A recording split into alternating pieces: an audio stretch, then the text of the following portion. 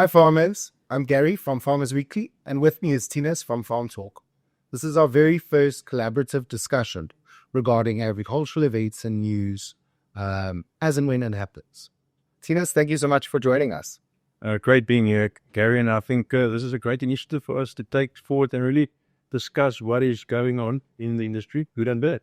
Absolutely. Share news. News is always important, good or bad, like you said. So, speaking of good or bad, today's topic is the FMD crisis. And of course, today, Minister Steenhuisen had addressed the media regarding the crisis itself. And he mentioned his new comprehensive control and eradication program that he hopes to have 5 million doses by March 2026. Tinus, what is the sentiment of the agricultural industry at this moment regarding the crisis? Gary, I think let's start with just what the sort of emotions are out there, and the emotions are quite high. Yes. It is a very sensitive topic, and I think it's very important that industry stay calm. We stay level-headed and I think it's really important that the stakeholders, those representing farmers and the farmers themselves, stay level-headed, make sure that we don't jump to conclusions. Yeah. It's very important, and make sure that we don't start rumors or spread misinformation, because I think at this point, because there's a lack of communication from government and there's not enough transparency from the task team, there is a lot of rumors running around at this point, and it's creating confusion. And I think that is something that really needs to be addressed. Yes. In the future. Yes. So when you mentioned the spread of rumors, there've been a couple of organizations that have boldly made statements. We of course cannot confirm or deny those statements, but I do agree with you that if these accusations get thrown out into the public, it just feeds the chaos and it feeds the stress and the frenzy that has already ensued in the market. And I think it's our job as the media, yours and mine, to make sure that we provide our audience with as much information, factual information, as possible. Yeah, I think what you say is, I just want to jump in there. I think it's so important that we start, as a media, put more pressure, not just Farmers Weekly and FarmTalk. I think everyone out there should now take a stand and say, listen, if they're not coming to us, we need to go to them and get these questions. Yes. Because it's so important that we get the right information from the right people.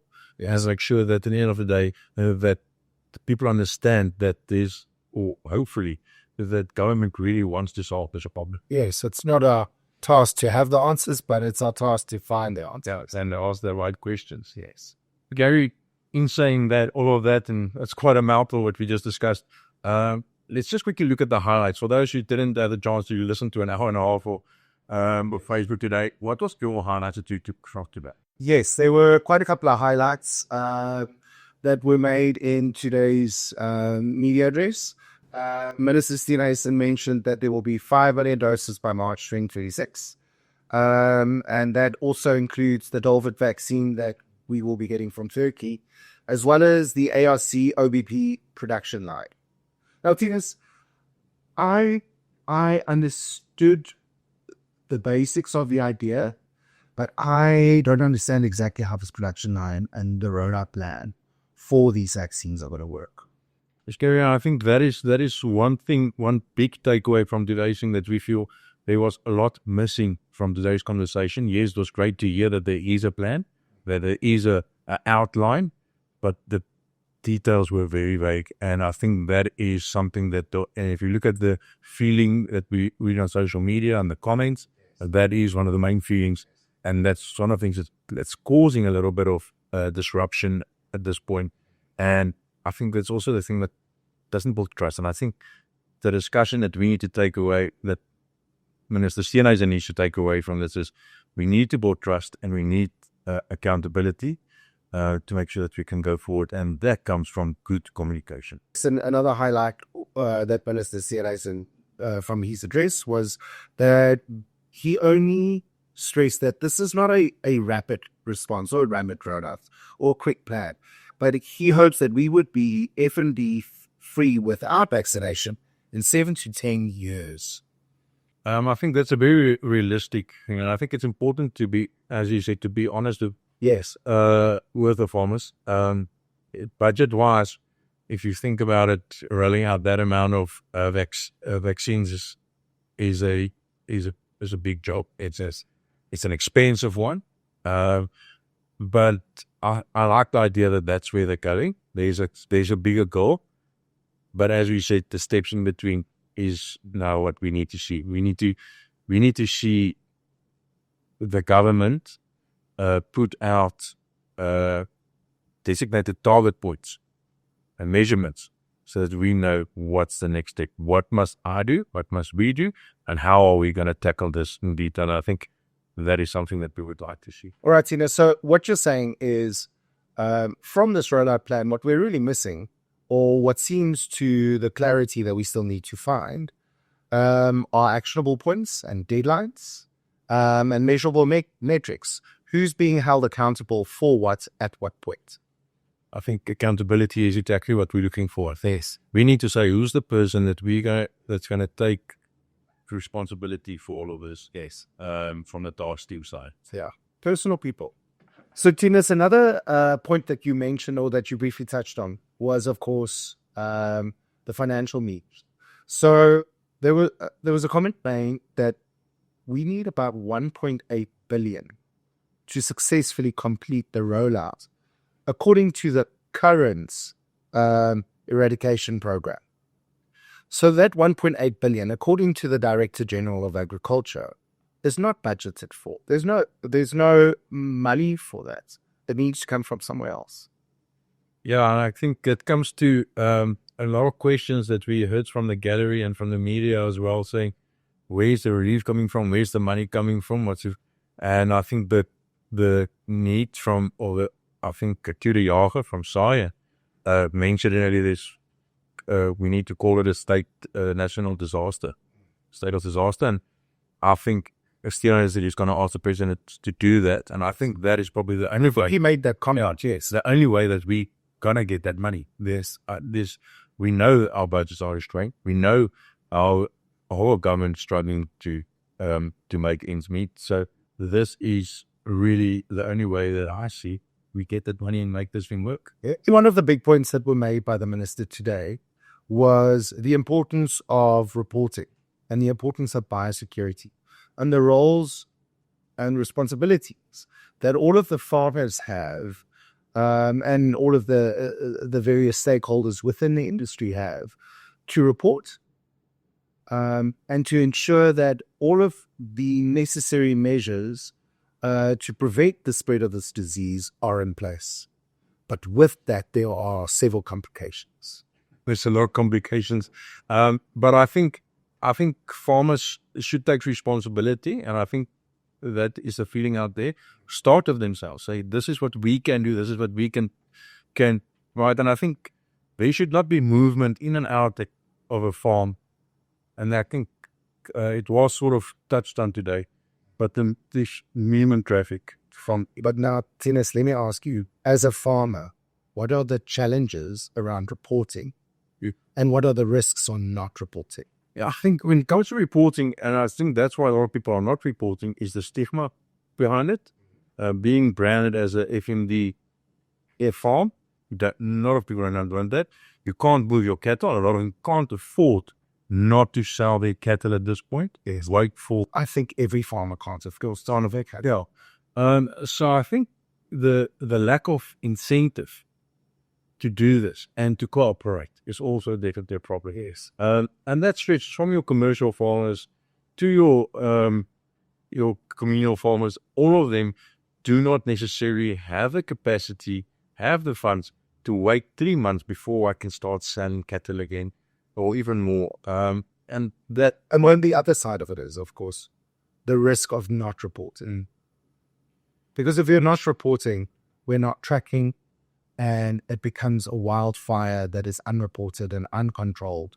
and Part of the problem that we're sitting now. and it's a big contributor towards this problem, isn't it? And that's a big part of what is happening now, because we don't control. Yes. We don't control the disease. We don't control the borders. We don't control the movement. Yes. And we definitely discuss movement in a while. Yes. But that is all part of the bigger problem. Is there's no, when we don't control the disease, we don't know what's happening, where it's happening. There's just no way to know where to send vaccines. Yes. I think the governor as well. If it breaks out in the Northern Cape now, there will be 0 vaccines because they're not expecting it there. So if we don't report it, it's going to be an issue. Yes. They're going to be outbreaks quicker. It's going to be outbreaks, and they're going to be too late. But now let's jump from that to the transport and the barriers. So there was a mention of special permits required.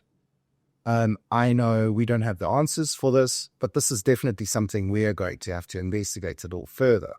How would the permits work? How would traveling work? How would the transport of livestock work? How do we get around this while still keeping agriculture in motion? And the other question is, are they already in discussions with the police or the Ministry of Police and the Defence Minister? Is there already plans to roll this out, or is this just still a dream in the pipeline? Because they're already behind again. Yes. And that is the sort of answers that we do need from Minister Steenhuisen and his team, saying, this is how we're going to protect our boundaries. Yes. Are they going to have enforcement? And from that point of view, we do have the infrastructure already. We do have these weight reaches. Yes. That we can say, listen, we make it part of the FMD control. If you have cattle or sheep or any hoof animals, you have to put in there. I think that might be sort of the solutions that we need to look into. Possibly. And then I would most certainly like more information on the ARC OBP production line. Yeah. I would love to understand, and I'm sure our audiences would love to understand what their capabilities are, how quickly they are able to roll out, and what that rollout strategy is.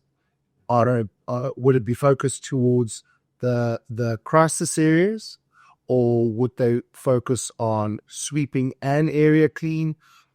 What is the strategy around that? And I know we don't have the answers that I definitely need to find out. Yeah, I think it comes down to who's responsible and who's going to take the initiative and drive this. So for me, is it Onderstepoort that's going to drive it? Is it going to be the ARC? ARC is supposed to, according to what I heard today, they are going to create the vaccines in the future, a year or two from now. Is that going to be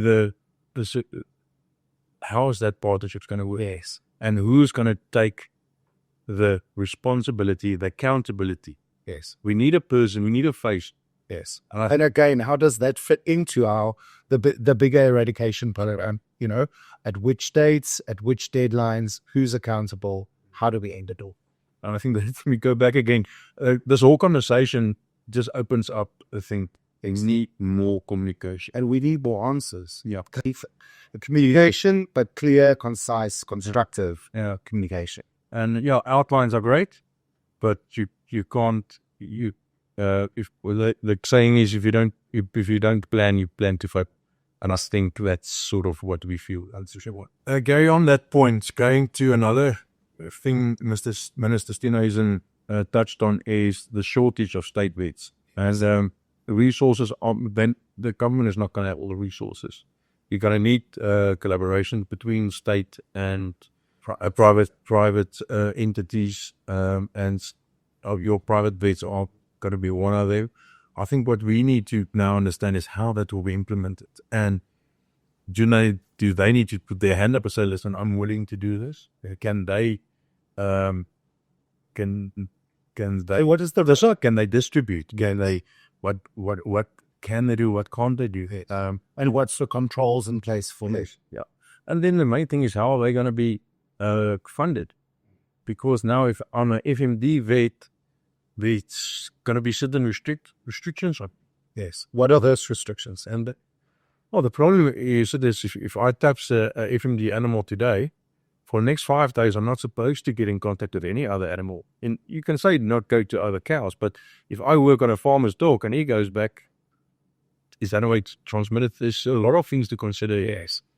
So I think it's really important that we consider the bigger picture. Yes. I think we need to ask more questions. And I think the problem is, I don't think Minister Steenhuisen might have all of him his task team up, but the task team needs to come up with these answers. Yes.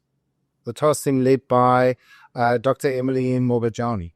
Yeah, and she's got a lot of responsibility on her, and she's representing all of the industry at this point. Yes. Gary, if we have to summarize this, it comes back to accountability. Yes. And information, and end of the day, knowing what's going to happen next, having measurements and let's say goals in place. And I think that's what's missing from today's thing. I think if we had to summarize it, that's a great way to say it. Definitely. I think it's going to be our role to find the program's rollout plan, and to make sure that that's clearly communicated to our audiences. Thanks, Gary. There you have it. Make sure you follow Farmers Weekly on their website, farmersweekly.co.za, for more information on this, and we will update you weekly on the FMD crisis in South Africa. And be sure this couch will have a few more people on it that will have to answer some of these tough questions. Until next time, cheers.